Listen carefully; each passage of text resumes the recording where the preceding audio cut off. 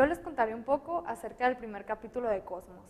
Comenzaré con una pequeña introducción contándoles, podría llegar a ser un dato de esta serie, ya que no empezó en el 2014 como la mayoría lo conoce, sino en 1980 por el astrónomo Sagan.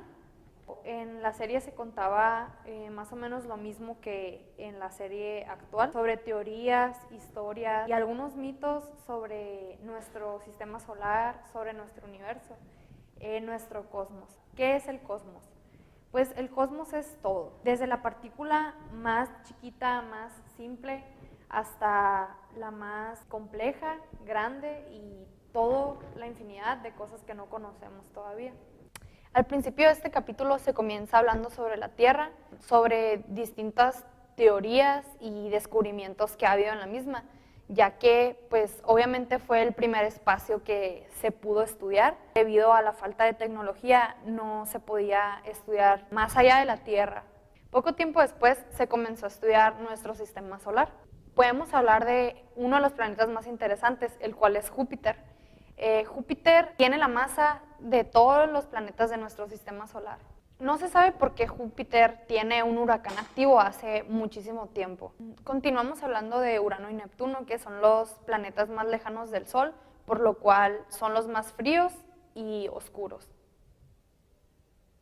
A lo largo de la historia se han creado muchas teorías, las cuales algunas de ellas han sido descartadas y otras aún no han podido llegar a ser comprobadas. Por ejemplo, en siglos pasados estuvo la teoría geocéntrica, la cual decía que la Tierra era el centro de nuestro sistema solar y todos los planetas giran alrededor de ella. Pero tiempo después llegó Copérnico a derrumbar esa teoría y confirmar la teoría heliocéntrica, que es en la que nosotros creemos actualmente. Concluyendo acerca de este capítulo, el cosmos es realmente infinito y hay demasiado por conocer, hay demasiados planetas, no se pueden saber cuántos planetas hay realmente, ya que muchos no han sido descubiertos, y de la misma forma las estrellas. Gracias.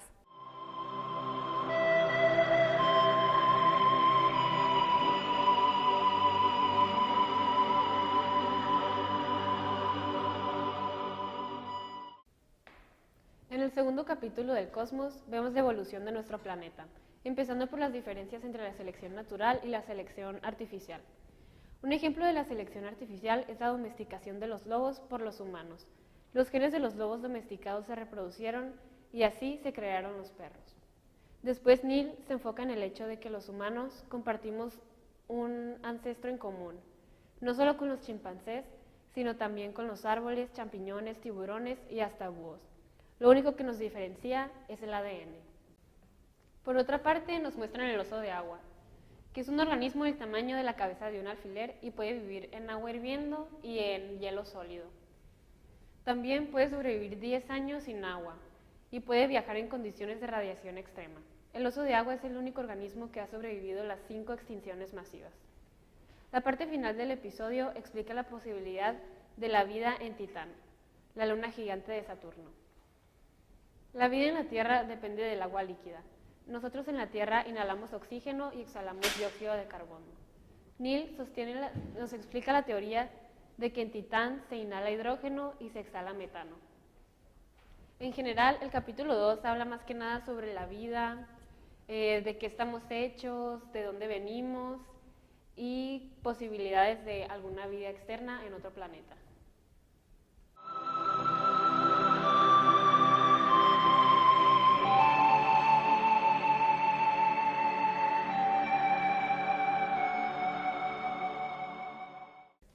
En el capítulo 3 vamos a hablar sobre cómo a través del conocimiento el ser humano ha podido perder sus miedos. Desde que el ser humano se dio cuenta de que no está encapsulado solamente en un pequeño mundo, sino que hay más allá de eso, se empezó a cuestionar de dónde venía el universo, cómo se creó, cuánto tiempo tenía, entre otras muchas cuestiones. Uno de los talentos del ser humano es su increíble capacidad para reconocer patrones, incluso donde no las hay. Esto ayudaba a nuestros ancestros, por ejemplo, al momento de cazar, cuando necesitaban buscar un nuevo lugar donde vivir o para sembrar y cosechar. El conocimiento nos ha ayudado a perderle el miedo a muchas cosas. Por ejemplo, nuestros ancestros le temían a los cometas porque, imagínense, ver un ente de luz que no se sabe qué es o de dónde viene, pasar por encima de sus cabezas. Muchos de los significados que ellos les daban era que traía muerte, traía guerras, hambrunas y enfermedades. Actualmente sabemos que un cometa es un cuerpo celeste constituido por hielo y rocas que gira alrededor del Sol de manera elíptica. Cuando se acerca el Sol en uno de sus viajes, el cometa tiende a perder partes del hielo. Todas esas capas nos cuentan una historia de dónde viene, de cómo se formó. Actualmente sabemos que los cometas provienen de dos partes, la nube de Oort y el cinturón de Kuiper. Este segundo son millones de cometas que orbitan alrededor del Sol. Volviendo al tema de cómo se averiguó que los cometas seguían una trayectoria elíptica alrededor del Sol. Fue en el año de 1684 en un café donde Hooke, Halley y Christopher Wren se pusieron a discutir acerca de la teoría de que los cometas orbitaban alrededor del Sol de una forma elíptica y no circular como se había estado creyendo anteriormente. Pero como ninguno de los tres pudo llevar a cabo una teoría, demostrarla más allá de eso, fue entonces cuando Halley decidió buscar a Newton. Newton para entonces ya tenía una teoría formulada, pero no la había publicado. Tiempo después, con la ayuda de Halley, pudieron publicar un libro completo y fue así como se descubrió que los cometas orbitaban alrededor del Sol de manera elíptica.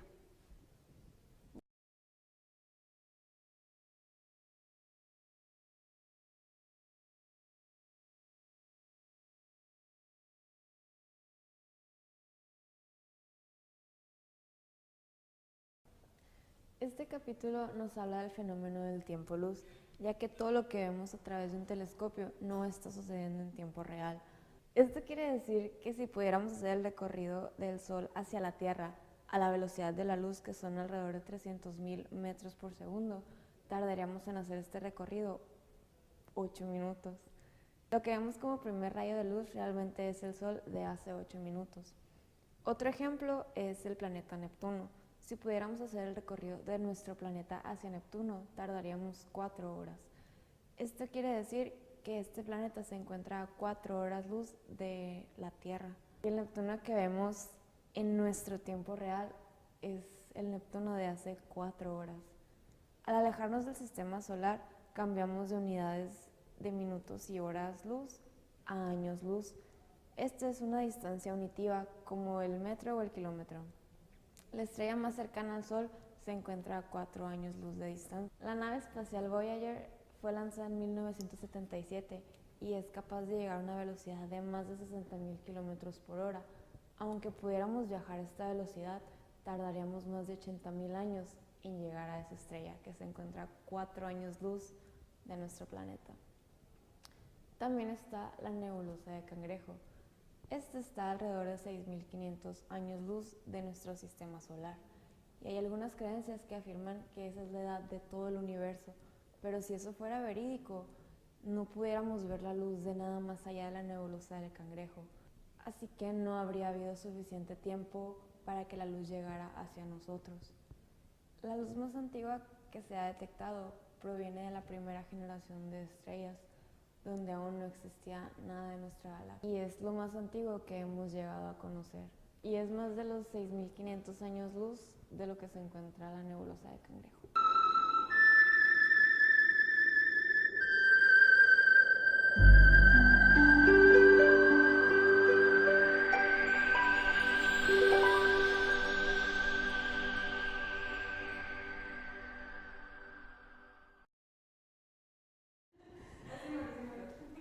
Esperamos que este video haya sido de su agrado y haya sido interesante. Esperamos que este video haya sido de su agrado e interesante. Suscríbase. Dale manita arriba. Gracias.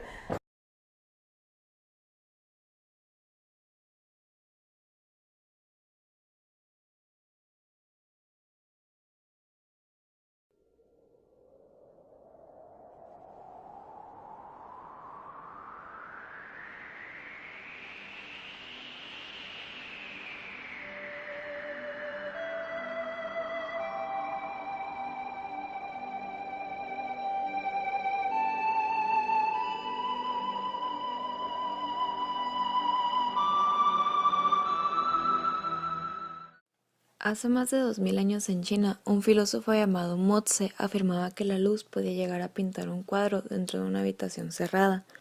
Esta fue la primera descripción de la primera cámara oscura. Este fue el prototipo de todas las cámaras capaces de formar imágenes. Sacando partido de este descubrimiento, se dio lugar a la primera especie de película o video. En el siglo XI, un hombre llamado Ibn al-Hussein comenzó a poner a prueba sus ideas y sus cuestionamientos acerca de la luz y de nuestra forma de ver. Para esto, creó un experimento para determinar cómo se mueve la luz. Esto consistió en colocar una tienda de campaña en plena luz del día, cuidando que estuviera bien sellada por todos sus lados, a excepción de un pequeño agujero por uno de los lados de la tienda, por el cual pudiese pasar un rayo de luz. Como resultado, descubrió que la luz se movía en línea recta. Posteriormente, también descubrió que la clave para formar una imagen es una pequeña apertura que restrinja la luz que puede ingresar en un espacio oscuro. Esta apertura excluye el caos de los rayos externos que nos rodean, así que cuanto más pequeña es la apertura, de menos direcciones podrá proceder esos rayos y dará como resultado una imagen más nítida. No hay nada que comparta las mismas propiedades que la luz, por ejemplo su velocidad. La partícula más básica de la luz es el fotón, y nace viajando a la velocidad de la luz cuando emerge desde un átomo o una molécula. Un fotón nunca viaja a otra velocidad y aún no se ha encontrado ningún otro fenómeno que pase del reposo a su máxima velocidad de manera instantánea. También cabe mencionar que el tiempo permanece inmóvil cuando se viaja a la velocidad de la luz. En el siglo XVII, Isaac Newton, a sus 20 años, se convirtió en la primera persona en descifrar el misterio del arco iris. Newton descubrió que la luz blanca o del sol es una mezcla de todos los colores del arco iris y llamó a esta exhibición de colores espectro, que significa fantasma o aparición en latín. Cada color viaja a una onda de longitud diferente a los demás y nuestros ojos son sensibles a cierta frecuencia de esas longitudes, mientras que hay otras longitudes que no somos capaces de detectar, como la frecuencia de la luz infrarroja, que es muy baja, o la de la luz ultravioleta, que es muy alta. En resumen, el color es la forma que tienen nuestros ojos de captar la cantidad de energía de las ondas que son emitidas de la luz solar.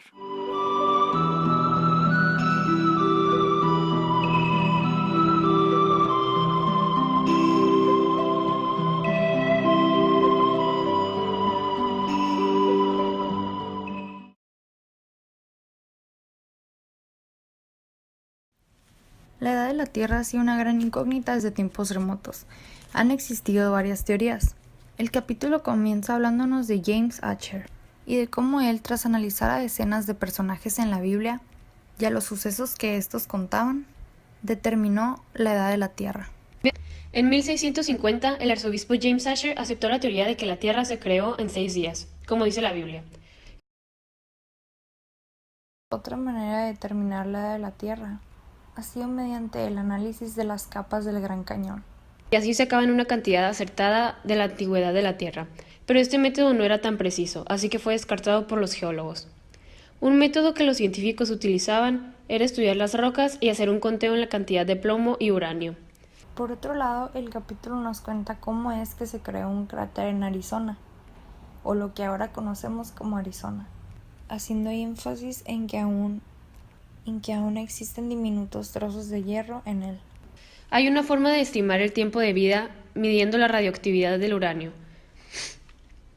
Y esta cantidad nos da la cantidad de esa piedra que ha existido en la Tierra. Pero este método tampoco era muy acertado porque era difícil conseguir el plomo de las rocas, ya que la mayoría estaban destruidas o aplastadas o se volvieron a crear. Por eso los científicos estudiaron un meteorito en el Gran Cañón, en Arizona. También explica que el núcleo de los átomos es un tipo de santuario al que no puede pasarle nada, ya que es realmente inmune. Volviendo al tema, se supone que, conociendo la cantidad de plomo que existe en ciertos meteoritos, se sabrá con exactitud la edad de la Tierra. Claire Patterson fue quien inició el estudio en 1947. El estudio fue motivado por un profesor de la Universidad de Chicago. Mientras el tiempo pasaba, Patterson descubrió que el plomo es un material muy tóxico, así que eliminó el plomo de su investigación. Finalmente se conoció que la edad de la Tierra es de 4.5 millones de años. Usando el espectrómetro más preciso del mundo, obtuvo el resultado de que la Tierra tenía 4.500 millones de años en existencia. Patterson descubrió que los niveles de plomo de hace miles de años, en comparación con los de 1955, eran muy altos, debido a la venta excesiva de productos que contenían plomo como la gasolina. Hizo una investigación de los niveles del plomo en el agua, tanto en las profundidades como en la superficie, y se dio cuenta de que la contaminación por el plomo recaía en los océanos. Esto fue la evidencia que ayudó a Patterson a que se prohibiera el plomo en la fabricación de productos en Estados Unidos.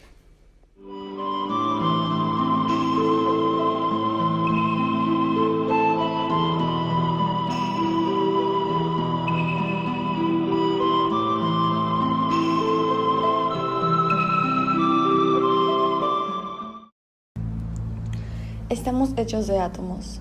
Hay tantos átomos en tu ojo como estrellas en el universo. Pero para poder estudiarlos necesitamos ir a un nivel de realidad distinto al que estamos acostumbrados. Un líquido se conforma de millones de moléculas, con la temperatura adecuada para no pasar de líquido a gas, pues como bien sabemos, a mayor temperatura la energía cinética de las partículas crece y se evapora. Si pudiéramos duplicar a manera exacta el proceso de la fotosíntesis, esta sería la energía verde definitiva.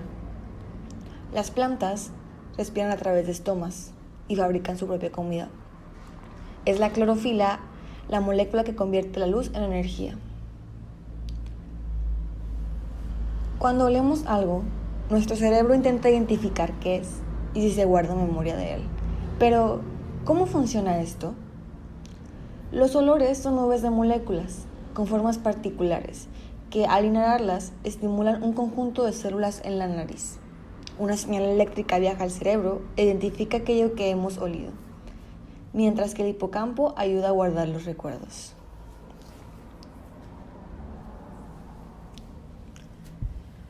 En la antigua Grecia, como bien sabemos, se tenían múltiples deidades, pero Tales fue el primero en pensar que los sucesos naturales no se debían a las emociones de dichos dioses, mientras que Demócrito fue el primero en razonar que había más de un universo rodeándonos, específicamente el de los átomos.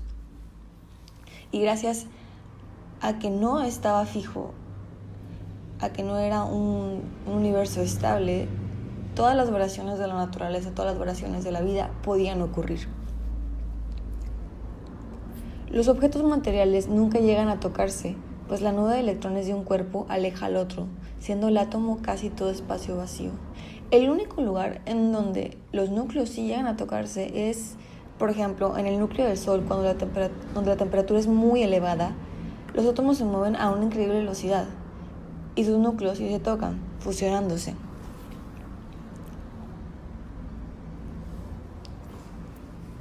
En el siglo XX, un científico llamado Wolfgang Pauli buscaba una partícula que permitiese la ley de la conservación de la energía, porque los científicos estaban anonadados de que en algunos átomos radiactivos los núcleos expulsaban un electrón, pero al hacer la suma entre ellos dos era distinta a la del elemento antes de la separación. La partícula que Wolfgang predijo eran los neutrinos, descubiertas una generación después.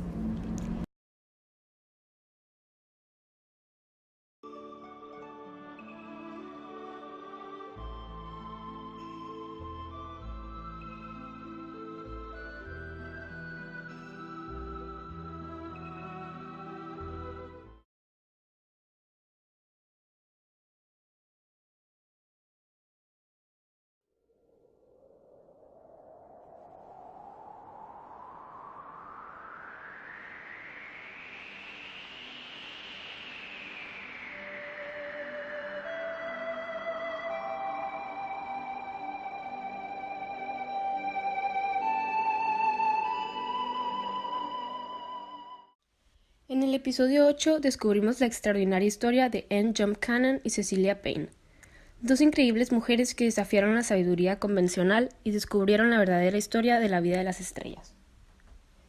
Cannon lideró un grupo de astrónomas en el siglo XX que hizo una clasificación de tipo espectrales de las estrellas, una forma de catalogar estrellas en base a su temperatura.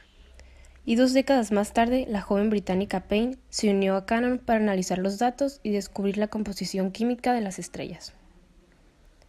La primera parte de Cosmos se centra en la vida de Anne Jump Cannon. A diferencia de las computadoras de hoy en día, las mujeres y los hombres eran encargados de realizar cálculos y otras tareas científicas. En Harvard, 1901, Cannon y un grupo de mujeres que trabajaban como computadoras de Pickering, pero las contribuciones de Cannon incluyen la clasificación de las estrellas sobre la base de las temperaturas. Otras computadoras humanas de Pickering, Henrietta Levin Swain y Antonia Maury, también hicieron grandes contribuciones a la astronomía. Leavitt descubrió una manera de medir la distancia entre la Tierra y las galaxias, mientras que la obra de Maury con la luz y las longitudes de onda se utilizan para determinar la composición de las estrellas. También nos habla del perfil de Cecilia Payne Gaposchkin, quien obtuvo su doctorado en Radcliffe College y continuó el legado del Harvard College Observatory, apoyando el trabajo de las mujeres científicas junto con Cannon, Leavitt y Maury. Al final del episodio, Tyson nos cuenta sobre Eta Carinae, una estrella que es una hipernova probable, una supernova de energía más alta. Según Tyson, el poder de la explosión de una hipernova hace que una supernova parezca un cohetecillo. Las nuevas estrellas se forman en densas nubes de gas y polvo conocidas como guarderías estelares. Tyson viajará a la nebulosa de Orión, la guardería estelar más cercana a la Tierra.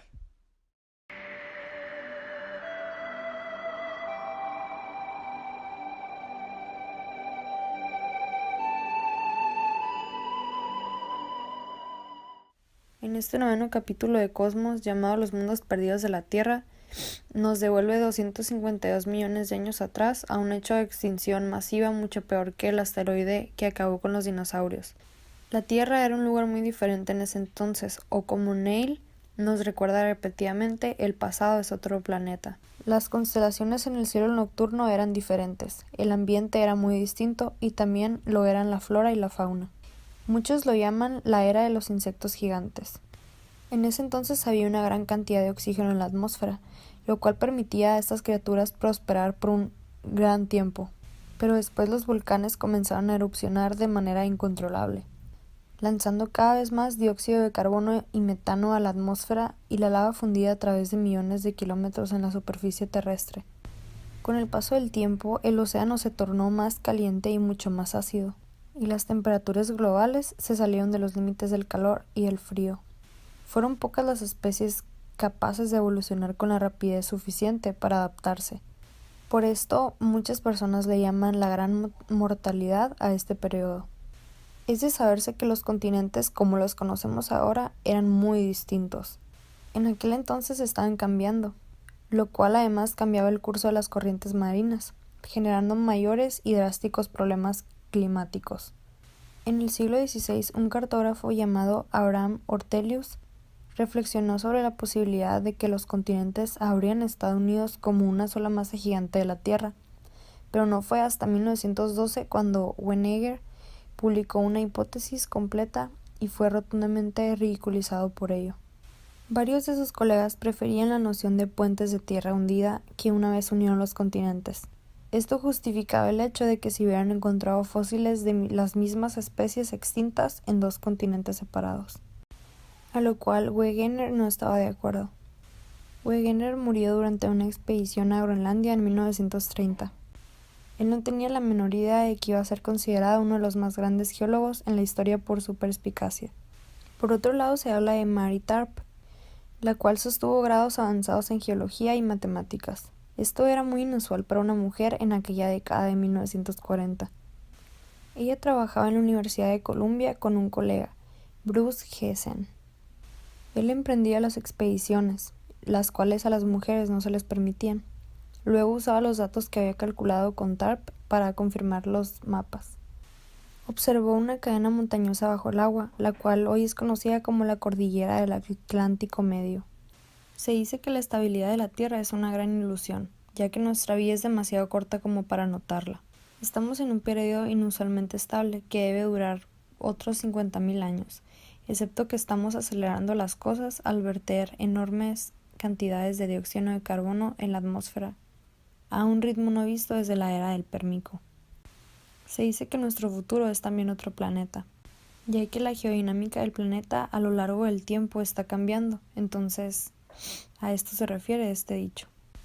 Al final se habla de la falta de conciencia que tenemos los humanos de nuestro planeta, ya que muchas de nuestras acciones están afectando el clima, y así solo vamos a hacer inevitable nuestro planeta para nosotros mismos, acompañando así a los dinosaurios en un salón grande de la extinción.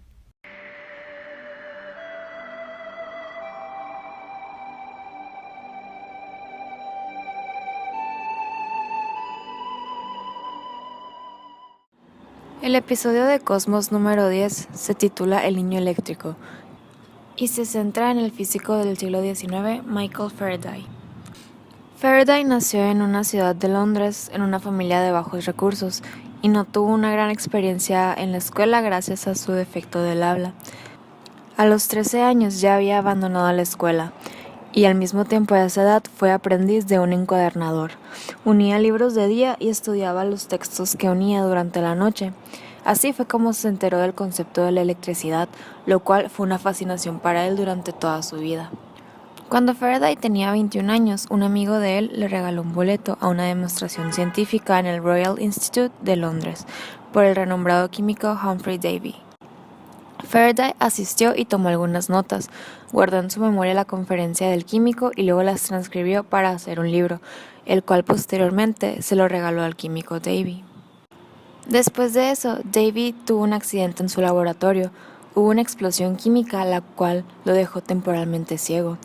Este recordó al joven que le había regalado el libro y que tenía una gran memoria y lo contrató para ser su secretario.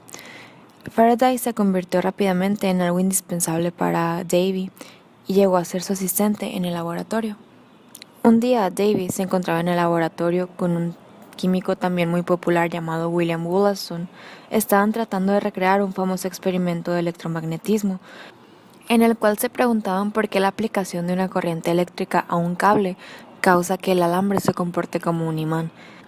Esta incógnita la descubrió Faraday y el resultado fue el primer motor de inducción, lo que convertía en la corriente eléctrica un movimiento mecánico continuo. El motor de inducción fue toda una revolución en su tiempo, ya que se empezaron a desarrollar ventiladores eléctricos, aires acondicionados, máquinas de coser, herramientas eléctricas y otros aparatos que requerían de este nuevo invento. Cuando Davy falleció, Faraday le sucedió como jefe de laboratorio y su primera acción fue un nuevo invento revolucionario, ya que se dio cuenta de que un imán en movimiento puede inducir una corriente eléctrica, la cual convierte el movimiento en electricidad. Él había inventado lo que es ahora en día un generador. Gracias a Faraday, también sabemos que las ondas electromagnéticas son dinámicas, extendiéndose a la velocidad de la luz. Y antes de morir, hizo una última contribución vital. Fundó las conferencias anuales de la Navidad en el Royal Institute, comenzando con su discurso clásico sobre la historia química de una vela. Nunca olvidó sus humildes raíces.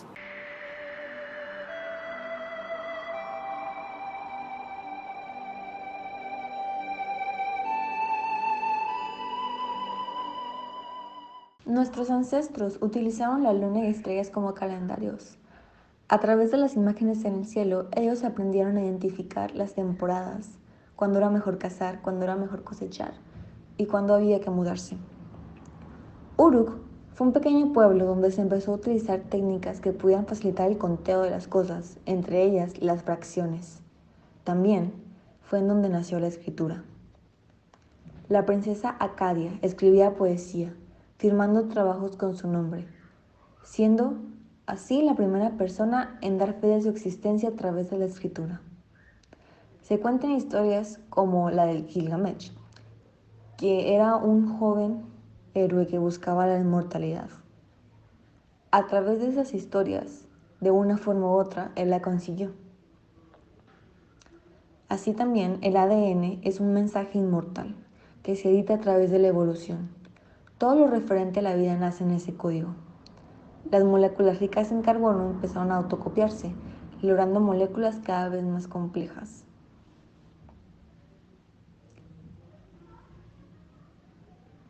En 1976, 2 naves de la NASA aterrizaron en Marte, encontrando que el aire estaba mayormente conformado por dióxido de carbono, y dando pie a la nueva exploración del nuevo planeta rojo, que se dice nació a través de la erupción de un volcán que se solidificó. Un asteroide muchos años después de esto chocó con la superficie, lanzando grandes trozos de materia sueltas hacia el espacio, algunos de ellos llegando a la Tierra, llevando consigo el vestigio de ese nuevo mundo. Algunos microbios tienen la capacidad de sobrevivir a las complicadas características del espacio exterior, y se cree que muchos de los que residen en la Tierra tienen su origen en realidad en otras partes del espacio, porque a la mitad de la vida de la Tierra era común lluvias de asteroides con enormes explosiones que podían llegar a esterilizar su suelo. Sin embargo, durante este periodo, las bacterias en realidad estaban evolucionando.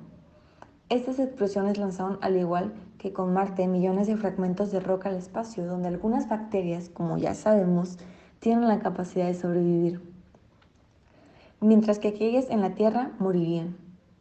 Los trozos de roca lanzados al espacio en realidad se quedaron orbitando alrededor del Sol, entrando tiempo después a la atmósfera como meteoritos, tomando así el viaje de la vida en la Tierra justo donde se quedó. Las semillas son un claro ejemplo de otra versión de estos meteoritos, pues al igual que ellos, llevan su información de un sitio a otro hasta que se es óptimo prosperar. En 1946, Estados Unidos lograron rebotar ondas de radio contra la Luna, siendo así el proyecto Diana, el primer mensaje interestelar por los humanos, brindando así el conocimiento de que la atmósfera de la Tierra es capaz de penetrarse. A raíz de esto se empezó a experimentar más con las ondas y las estaciones de telecomunicación se empezaron a extender alrededor del mundo, que en realidad se expanden desde la Tierra hacia el universo entero. El ser humano es curioso y la idea de ser los únicos en todo el universo resulta absurda. Desde que aprendimos a utilizar las ondas para comunicarnos, buscamos señales de vida en otro rincón del universo, sin mucho éxito. Es nuestro deber usar la inteligencia para la supervivencia, ya sea a manera de cuidar nuestro medio ambiente, que es uno de los principales problemas que nuestra civilización sufre ahora mismo. De no hacerlo tal como se supone que debemos, es muy probable que esta sociedad se extinga antes de lo planeado, ya que situaciones tanto sociales como naturales pueden afectar nuestra vida y nuestro entorno. Es por eso que nuestra mejor arma, nuestra mejor herramienta ha sido siempre la inteligencia a través de todos estos años.